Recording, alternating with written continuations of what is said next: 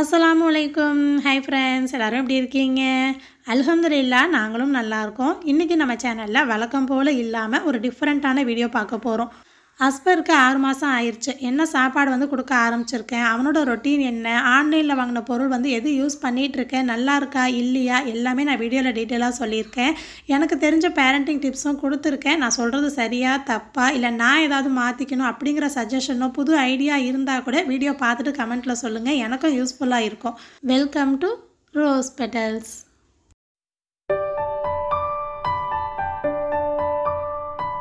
காலையில் 10 மணி இருக்கும். டைம் பார்த்து டைம் படிலாம் இப்போ சமைக்கிறது கிடையாது. எனக்கு எப்போ டைம் கிடைக்குதோ அப்போல்லாம் சமையலை முடிச்சிடுறது. எப்படி பிள்ளையை வச்சுக்கிட்டு வேலையை மேனேஜ் பண்ணுறீங்க, எங்களுக்கும் டிப்ஸு ட்ரிக்ஸ்லாம் சொல்லுங்கள் அப்படின்னு நிறைய பேர் கமெண்ட் பண்ணுறீங்க. எனக்கும் ஒவ்வொரு நாள் வித்தியாசமாக புது புது ஆரம்பமாக தான் வந்துட்டுருக்கு. அதுலேயும் நிறையா டைம் கிடைக்கும் போதெல்லாம் ப்ரிப்பரேஷன் செஞ்சு வச்சிடுறேன். எனக்கு அதுதான் அன்னன்னைக்குள்ள சமையலுக்கு ரொம்ப யூஸ் ஆகுது. இப்போது ரீசெண்டாக நான் வழக்கமாக வேலை பார்க்குற மாதிரி இல்லாமல் புதுசாக ஒரு ரொட்டீன் ஸ்டார்ட் பண்ணியிருக்கேன். எனக்கு செட் ஆகுதா அப்படின்னு பார்த்துக்கிட்டு நான் இன்ஷா அல்லாஹ் அதில் உள்ள டிப்ஸு ஐடியாஸ் எல்லாமே நான் கண்டிப்பாக உங்களுக்கு வீடியோவில் ஷேர் பண்ணுறேன். வீட்டில் புளியானம் காய்ச்சியே ரொம்ப நாள் ஆன மாதிரி இருந்துச்சு. எனக்கு புளியானம் வத்த குழம்பு அதெல்லாம் நல்லா திக்காக இருந்தால் ரொம்ப பிடிக்கும். அன்றைக்கி நானே கொஞ்சம் தண்ணி போல தான் வச்சுருந்தேன். சரி இன்னொரு தடவை சூடு பண்ணுவேன் 1 மணிக்கிட்ட. அப்போ இன்னும் கொஞ்சம் வத்திரும் அப்படின்னு சொல்லி அதோட இறக்கிட்டேன். ஏன்னா தட்டு போட்டு வேற மூடுவேனா, ஸோ அதனால் மொச்சப்பயிறு, பூண்டு, அப்புறம் சக்கரவள்ளி கிழங்கெல்லாம் போட்டு காய்ச்சிட்டு அவரைக்காய் பொரியல், இந்த பக்கம் கழனி தண்ணி வெங்காயம் கட் பண்ணி போட்டு வச்சுருக்கேன் முருங்கைக்கீரை சாறு வைக்கிறதுக்கு. கீரை மட்டும் 1 மணிக்கு சூடாக காய்ச்சிக்கலாம் அப்படின்னு. அது கூட முட்டை, தயிர். 10 மணிக்கே வேலை முடிஞ்சிருச்சு அப்படின்னு நினைப்பீங்க. இதுக்கப்புறம் பிள்ளைக்கு ஒன்று ஒன்றா பார்க்க எனக்கு கரெக்டாக இருக்கும். நான் காட்டுறேன். நேற்று நைட்டு தம்பி தூங்கும்போது 2:30 மணிக்கிட்ட ஆயிடுச்சு. லேட்டாக தூங்கினா அப்படின்னா லேட்டாக எந்திரிப்பான், சீக்கிரமே தூங்கிட்டா சீக்கிரமே எந்திரிச்சிருவான். டயப்பரை கலட்டிட்டு அவனுக்கு பண்ணுற முதல் வேலை என்னென்னா இந்த மாதிரி காலில் வச்சுருவேன். இது நான் 2 மாதத்துலேருந்தே பிள்ளைங்களுக்கு பழக்கத்துக்கு கொண்டு வந்துடுவேன். 2 மாதத்துலேருந்து 6 மாதம் வரைக்கும் இந்த மாதிரி முதுகு தண்டு நம்ம காலோட சாஞ்சு இருக்கிற மாதிரி சாய்மானமாக இருக்கிற மாதிரி வச்சுருவேன். அடியில் ஒரு நியூஸ் பேப்பர் போட்டு வச்சுருவேன்னா, மோஷன் போகிறதா இருந்தாலும் சரி, பகல் டைமில் யூரின் போகிறதா இருந்தாலும் சரி, நான் இந்த மாதிரி வச்சேன் அப்படின்னா அவன் போயிடுவான். ஸ்டார்டிங்கில் பிள்ளைங்க கொஞ்சம் அழுகிற மாதிரி இருப்பாங்க. நம்ம வச்சுக்கிட்டே இருந்தோம்னா பழகிடுவாங்க. அந்த நேரத்தில் தலை நின்றுக்காதா, தலையும் முதுகு பகுதியும் சாய்மானமாக இருந்தால் போதும். நம்ம வழக்கமாக செய்கிறது தான் பிள்ளைங்களோட பழக்கத்துக்கு கொண்டுட்டு வர முடியும். ஆசிர் சின்ன வயசுலேருந்தே நான் இந்த மாதிரி தான் செய்வேன். 6 மாதம் வரைக்கும் இந்த மாதிரி காலில் வைப்பேன். 6 மாதத்துக்கு மேலே பெட்மானில் உட்கார வச்சுருவேன். இதை நான் சொல்லும்போது கேட்கும்போது உங்களுக்கு சாதாரணமாக இருக்கும். ஆனால் ரொம்ப முக்கியமான பழக்கம் அப்படின்னா அது இது தான். ஏன்னா இப்போ சில பிள்ளைங்க டயப்பரில் தான் மோஷன் போவாங்க, ஒளிஞ்சு நின்று தான் போவாங்க அப்படின்லாம் சொல்லுவாங்க இல்லையா. இப்போ ஏன் பையனை அதை செய்கிறான் அப்படின்னா அது ஏன் தப்பு தான், பிள்ளைங்க தப்பு கிடையாது. நான் 6 மாதம் வரைக்கும் ஃபாலோ பண்ணுற ஃபஸ்ட்டு டிப் இது தான். 3 பசங்களுக்குமே நான் இப்படி தான் செஞ்சேன். அதுக்கப்புறம் பெட்மானில் உட்கார வச்சுருவேன். அப்புறம் இந்த ஷீட் பிளாஸ்டிக்கில் வரும். இது வாட்டர் ப்ரூஃப் மாதிரி. பிள்ளையை குளிக்க வைக்கிறதுக்கு முன்னாடி ஆயில் மசாஜ்லாம் பண்ணுறோம் இல்லையா, அப்போ படுக்க வச்சுக்கலாம் அப்படின்னு சொல்லிட்டு அந்த தேவைக்காக தான் வாங்கியிருந்தேன். நல்லா பெருசாக தாராளமாக தான் இருந்துச்சு. நம்ம பெட்டில் கொஞ்சம் நேரம் உட்கார வைக்கணும், படுக்க வைக்கணும், பிள்ளைங்க யூரின் போகாமல் இருக்கணும் அப்படின்னா அந்த டைமில் கூட யூஸ் பண்ணலாம். ஆனால் ரொம்ப நேரம் படுக்க வைக்க முடியாது. ஏன்னா இது பிளாஸ்டிக்காக இருக்குது இல்லையா. எந்த பொருள் வாங்கினாலும் நல்லா வாஷ் பண்ணிவிட்டு அப்புறம் தான் யூஸ் பண்ணுறது. இப்போ வரைக்குமே நல்லாயிருக்கு. நான் யூஸ் பண்ணிகிட்ருக்கேன். நல்லா பெருசாக தாராளமாக இருக்குது. மீஷோவில் தான் ஆர்டர் போட்டு வாங்கியிருந்தேன். நான் யூஸ் பண்ணுற எல்லா பொருளுக்குள்ள லிங்க்குமே டிஸ்கிரிப்ஷனில் கொடுக்குறேன். பிள்ளைக்கு ஆயில் மசாஜ் பண்ணுறது பார்த்திங்கன்னா தேங்காய் எண்ணெய் தான் இது வரைக்கும் யூஸ் பண்ணிகிட்ருக்கேன். இது அந்தமானில் செக்கு எண்ணெய் அப்படின்னு சொல்லிட்டு விற்பாங்களா, ஸோ அதை தான் யூஸ் பண்ணிகிட்ருக்கேன். நான் ஷார்ட்ஸில் சொன்னதை பார்த்துட்டு சில பேர் ஆலிவ் ஆயில் யூஸ் பண்ணுங்கள், அது இன்னுமே நல்லது அப்படின்னு சொல்லியிருந்தீங்க. அவனுக்கு ரொம்ப சென்சிட்டிவாக ஸ்கின்னாக இருக்கா. இங்கே டாக்டர்கிட்ட கேட்கும்போது நீங்கள் தேங்காய் எண்ணெயே யூஸ் பண்ணுங்கள், அதுவே நல்லது தான் அப்படின்னு சொன்னாங்க. இப்போ வரைக்குமே நான் அதை தான் கண்டினியூ பண்ணிகிட்ருக்கேன். தலையிலேருந்து உள்ளங்கால் வரைக்கும் எண்ணெய் அப்ளை பண்ணிவிட்டு எனக்கு தெரிஞ்ச மாதிரி சிம்பிளாக கை காலுக்கெல்லாம் மசாஜ் கொடுப்பேன். எனக்கு ரொம்ப பர்ஃபெக்டாக மாலிஷ் பண்ணுறது அந்த மாதிரிலாம் தெரியாது. ஓரளவு சிம்பிளாக எனக்கு தெரிஞ்ச மாதிரி செஞ்சிட்ருக்கேன். மசாஜ் பண்ணும்போது நான் பேச்சு கொடுத்துக்கிட்டு ஃபேன் 1ஆம் நம்பரில் வச்சுருப்பேன். அது மெதுவாக ரொட்டேட் ஆகாமல் வேடிக்கை பார்த்துக்கிட்டே இருப்பான். அந்த கேப்பில் மசாஜ் பண்ணிவிட்டு 5 நிமிஷம் கழித்து குளிக்க வைப்பேன். அம்மா இங்கே அந்தமான் 3 மாதம் கழித்து ஊருக்கு போகும்போது 2 பேருமே கவலைப்பட்டு ரொம்ப பயந்த விஷயம் பிள்ளையை குளிக்க வைக்கிறது. எனக்கு சின்ன பிள்ளைங்களை குளிக்க வச்சு பழக்கம் இல்லை, தெரியாதுன்னு சொல்ல மாட்டேன், பழக்கம் இல்லை. 2க்கும் வித்தியாசம் இருக்குது.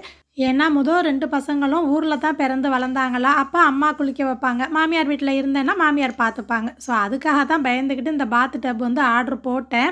நான் வந்து 2 நினச்சேன். ஒன்று குளிக்க வைக்க யூஸ் பண்ணலாம், இன்னொன்று நம்ம அந்தமானில் இருக்கோம், வெளியில் பீச்சுக்கெலாம் போனால் கொண்டுட்டு போகலாம் அப்படின்னு நினச்சி தான் வாங்கினேன். நல்ல வேளை இது டெலிவரி ஆகிறதுக்கு 20 நாள் கிட்ட ஆயிடுச்சா, நல்லதாக போச்சு. அந்த 20 நாள் கேப்பில் பிள்ளையை எப்படி குளிக்க வைக்கிறதுங்கிறத நானே கற்றுக்கிட்டேன். ஸோ அதுக்கப்புறம் பார்த்தா எனக்கு நான் காலையில் காமிச்சேன்ல காலில் உட்கார வச்சுருக்கேன்னு, அந்த பொசிஷனில் வச்சு குளிக்க வைக்கும்போது எனக்கு ரொம்ப ஈஸியாக இருந்துச்சு. இது வந்தோன்னே பார்த்தா இதில் படுக்க வச்சா ரொம்ப குமிஞ்ச மாதிரி, கழுத்து பகுதியெலாம் இறுகுன மாதிரி இருந்துச்சு.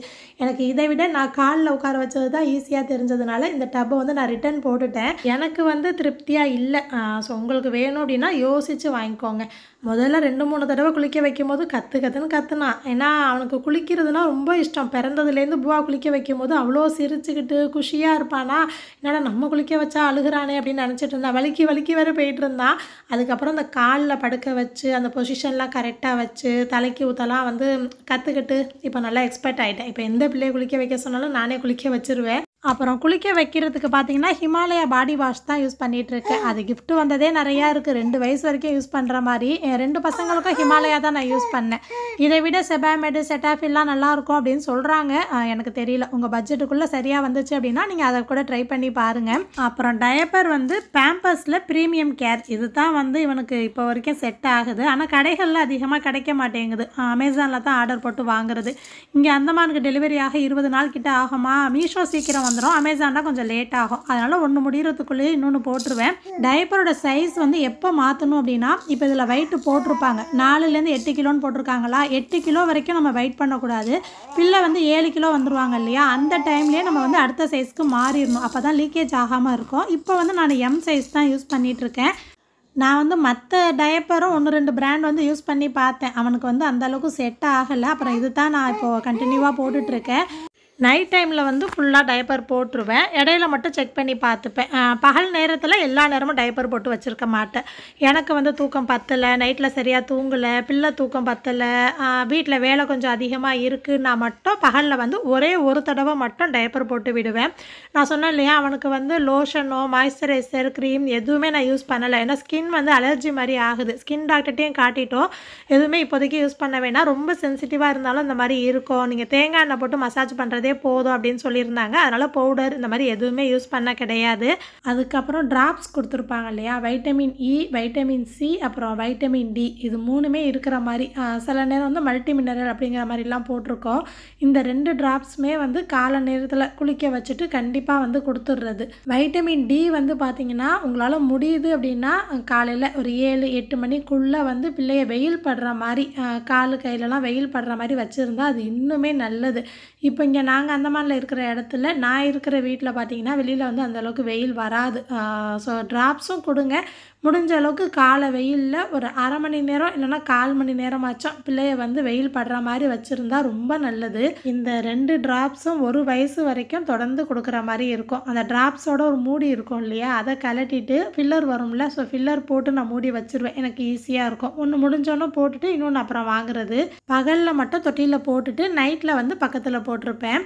இவர் தூங்கும்போது வேலை பார்க்குறதும் கஷ்டம். சத்தமே இல்லாமல் அமைதியாக நான் வேலை பார்க்கணும். அதுக்குள்ளேயே மிக்சிலாம் அரைக்கிற மாதிரி இருந்துச்சு அப்படின்னா முதல்ல அரைச்சி வச்சிடுறது. அப்படி இல்லைன்னா கதவு வந்து கொஞ்சம் சாத்திட்டு மற்றபடி வேலை பார்ப்பேன். பிள்ளைக்கு சாப்பாடு கொடுக்க போகிறீங்க, ஆரம்பிக்க போகிறீங்க அப்படின்னா 3 டிப்ஸு கண்டிப்பாக ஃபாலோ பண்ணணும்.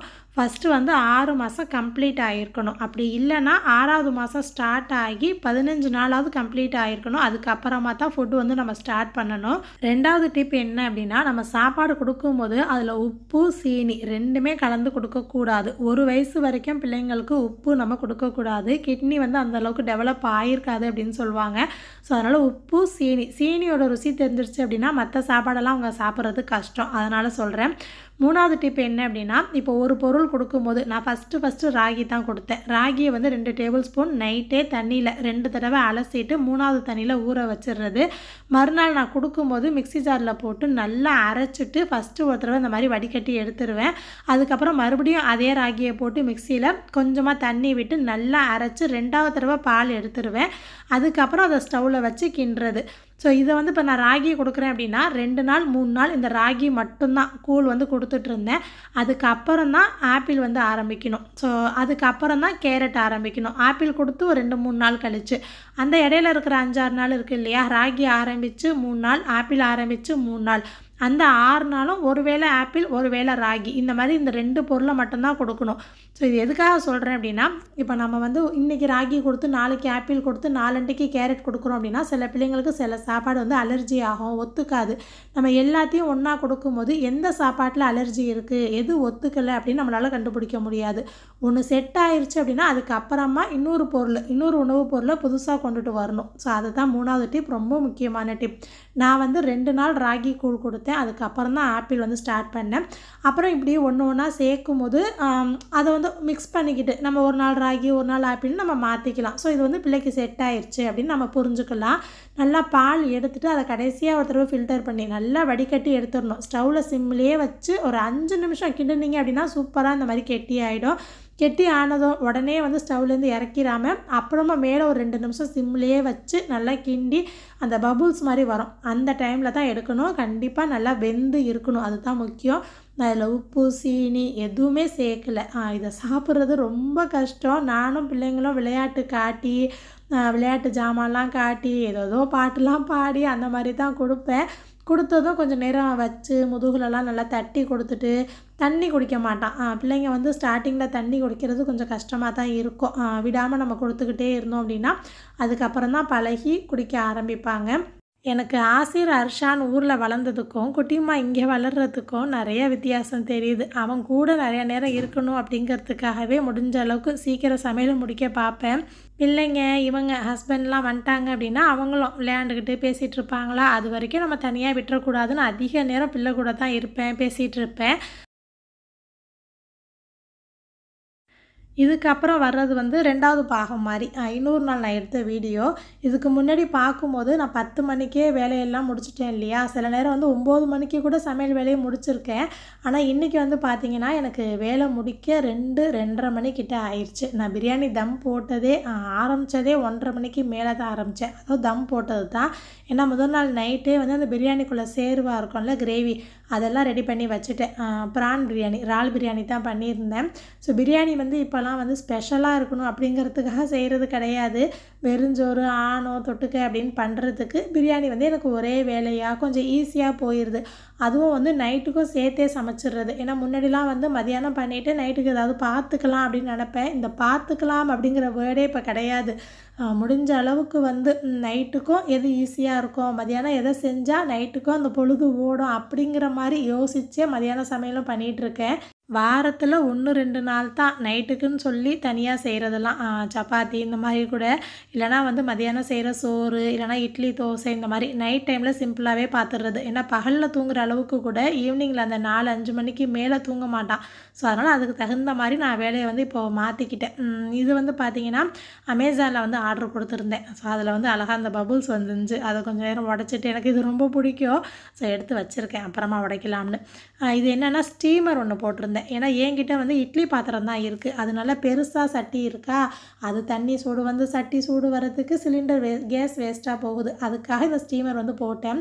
ஸோ இதில் வந்து இந்த 3 ஸ்டாண்ட் மாதிரி இப்படி வரும். இது தனியாக வந்து வந்துருந்துச்சு. நான் ஏற்கனவே பிரித்து பார்த்துட்டேன், ஏன்னா டேமேஜ் இருக்கா அப்படின்னு செக் பண்ணி பார்க்கணுமேன்னு. அதுக்கப்புறம் தான் வீடியோ எடுக்க ஆரம்பித்தேன்.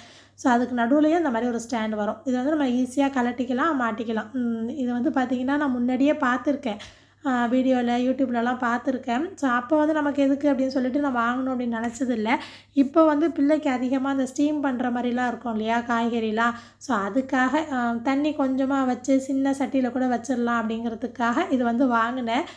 எனக்கு இது சமைக்கணும் செய்யணுங்கிற ஆசையை விட இது விளையாட்டு ஜாமான் மாதிரி ரொம்ப நல்லா இருந்துச்சு. அதை அந்த குறுகிறதும் அந்த விரிஞ்சு வர்றது சூரியகாந்தி பூ மாதிரி நல்லா அழகாக இருந்துச்சு. ஸோ எந்த சட்டி பாத்திரம் வந்து கரெக்டாக இருக்கும் அப்படின்னு எனக்கும் தெரியல. அன்றைக்கி தான் செக் பண்ணி பார்த்துட்டு இருந்தேன். ஸோ இந்த பாத்திரம் வந்து கரெக்டாக வந்துச்சு. நமக்கு ஏற்ற மாதிரி வந்து உள்ளுக்குள்ளே வந்து நம்ம அட்ஜஸ்ட் பண்ணிக்கலாம். நமக்கு விரிசலாக வேணும் நிறையா வைக்க போகிறோம் அப்படின்னா பெரிய பாத்திரம் கடாயில் பேனில் அந்த மாதிரி வைக்கலாம். இல்லை சின்ன பாத்திரத்தில் வைக்கணும் அப்படின்னா இந்த மாதிரி சாஸ் பேனு சின்ன சட்டிலாம் இருந்துச்சு அப்படின்னா வைக்கலாம். ஸோ இதிலலாம் வச்சு பார்த்தேன். அந்த எண்ணெய் சட்டி கூட அழகாக வந்து செட் ஆகி உட்காந்துருந்துச்சு. இப்படி மூடிட்டோம் அப்படின்னாலே நமக்கு வந்து ஸ்டீம் ஆகி வந்துடும். மேலே சின்னதாக ஒரு ஹோல் இருக்குது இல்லையா, அதை வேண்டாம் சின்னதாக ஒரு ஏதாவது பவுல் மாதிரி போட்டு கவர் பண்ணிக்கலாம். ஸோ நல்லா இருந்துச்சு. இது செய்கிறதுக்கே எனக்கு ரொம்ப நல்லா இருந்துச்சு. ஆனால் குவாலிட்டி எப்படி இருக்கும்னு தெரியல. ஏன்னா நான் இப்போ தான் யூஸ் பண்ணிகிட்ருக்கேன். நான் யூஸ் பண்ணி ஒரு 10 நாள் வரைக்குமே நல்லாயிருக்கு. ஏன்னா சில ஸ்டீல்லாம் வந்து கருத்து போயிடும் இல்லையா? ஸோ அந்த மாதிரி ஆகலை. எனக்கு வந்து இந்த அலுமினியம் சட்டி கரெக்டாக வரும் அப்படின்னு நினைக்கிறேன். ஏன்னா ஸ்டெயின்லெஸ் ஸ்டீல், சில்வர் அப்படின்னா அதில் தண்ணி ஊற்றி கொதிக்க வைக்கும்போது கொஞ்சம் நாள் கழித்து அந்த சட்டி வந்து பூத்த மாதிரி வெள்ளை பூத்த மாதிரி இருக்கும் இல்லையா? ஸோ நான் வந்து அப்புறமா அந்த அலுமினியமில் வச்சுக்கிறேன். இப்போதைக்கு வீடியோவுக்கு வந்து நல்லாயிருக்கும். அந்த ஸ்டீலில் வச்சுக்கிறேன். கரெக்டாக இருந்துச்சு. இதுக்கு முன்னாடி வந்து 2 நாள் ஆப்பிள் கொடுத்தேன். அதுக்கப்புறம் 2 நாள் வந்து கேரட் கொடுத்துருந்தேன்னா, இப்போது இன்றைக்கி வந்து பார்த்திங்கன்னா ஆப்பிள், கேரட் 2மே மிக்ஸ் பண்ணி பியூரி மாதிரி கொடுக்க போகிறேன். இதுவே நிறைய ஆப்பிள்னு நினைக்கிறேன். நானே இடையில 2-3 பீஸ் எடுத்து சாப்பிட்டுட்டேன்.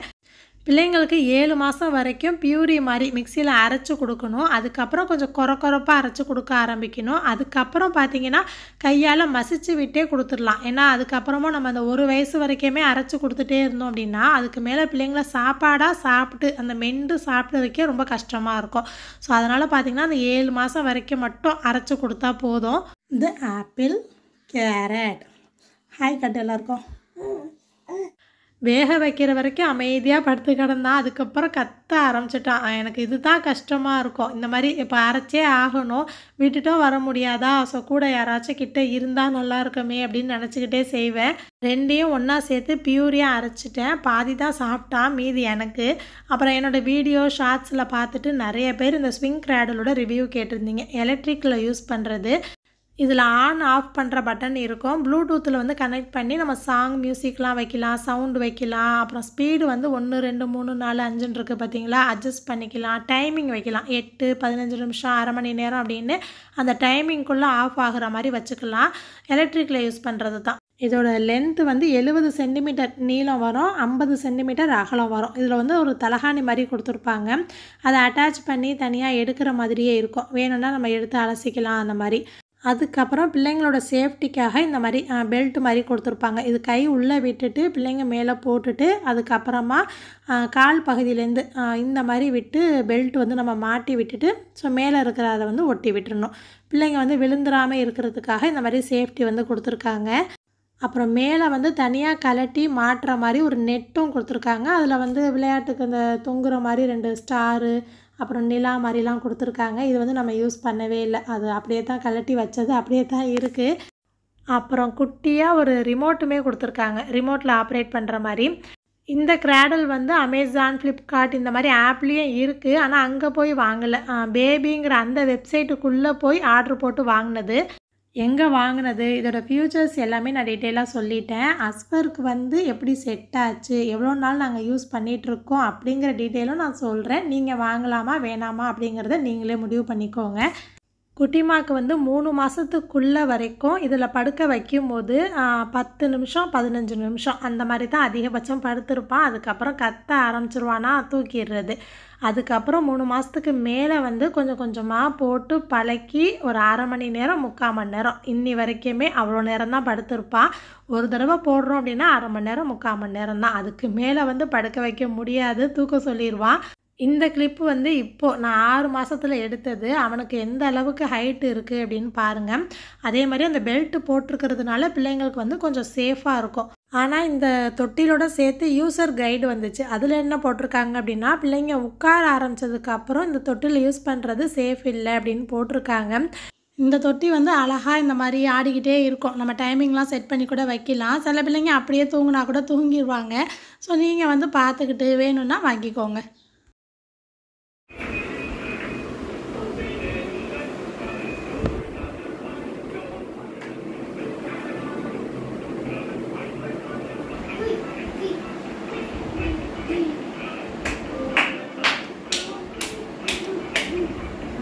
டயப்பர் போட்டு ட்ரெஸ் பண்ணி நைட்டில் தூங்க வைக்க தான் ரெடி பண்ணியிருக்கேன். இப்போதைக்கு தூங்க மாட்டார். நான் நைட்டு சாப்பிட்டதுக்கப்புறம் லேட்டாக தூங்குறேன்னா பசி வந்துடும். அதனால் ஓட்ஸ் கஞ்சி நைட்டே காய்ச்சி வச்சுட்டு இந்த 12-1 மணி போல் குடிச்சுப்பேன். அப்புறம் இன்னொரு முக்கியமான விஷயம் வீடியோவில் சொல்ல நினச்சி மறந்துட்டேன். இப்போ இன்னொரு வீட்டு பிள்ளை பிறந்திருக்கு. நம்ம பிள்ளையோட சேர்ந்து பிறந்துச்சு. அந்த பிள்ளை கொழுன்னு இருக்குது, சீக்கிரம் நடக்குது, பேசுது அப்படின்னு சொல்லிட்டு நீங்களும் கவலைப்படாதீங்க. வேறு யாராச்சும் சொன்னாலும் அதை பற்றியே யோசித்து கவலைப்படாதீங்க. ஏன்னா இப்போ என் பசங்கள்லேயே என் 2 பசங்க பிறந்து இந்த டைமில் நான் பார்த்ததுக்கு குட்டிமா கொஞ்சம் மெலிசாக தான் தெரிகிறான். ஆனால் ஆக்டிவாக இருக்கான், வெயிட் நார்மலாக இருக்குது. இப்படி நம்ம பசங்கள்லேயே வித்தியாசம் இருக்கும்போது இன்னொரு வீட்டு பிள்ளைங்களோட நம்ம பிள்ளைய எப்படி கம்பேர் பண்ணி பார்க்க முடியும்? ஸோ ஒவ்வொரு பிள்ளைங்களுக்கும் டைம் எடுக்கும். ஆக்டிவாக இருக்காங்களா, பண்ணுற சேட்டையெல்லாம் பார்த்து என்ஜாய் பண்ணுங்கள், ஹாப்பியாக இருங்க. ஏன்னா இவ்வளோ நாள் 6 மாதம் வரைக்கும் ஒரே ரொட்டீன் தான். இதுக்கப்புறம் தான் இருக்குது. ஒரே வரியில் சொல்லணும் அப்படின்னா இவ்வளோ நாள் வந்து சும்மா ட்ரெய்லர் தான். இதுக்கப்புறம் தான் மெயின் பிக்சரே இருக்குது. இனிமேல் சில நாள் சேலஞ்சிங்காகவும் இருக்கும். ஃபேஸ் பண்ணி பார்த்துக்கலாம். ஸோ இந்த விலாக் நான் இதோட முடிக்கிறேன். என்ன நினைக்கிறீங்கன்னு கண்டிப்பாக எனக்கு கமெண்ட் பண்ணி சொல்லுங்கள். வீடியோ ஃபுல்லாக பார்த்தவங்களுக்கு தேங்க்யூ.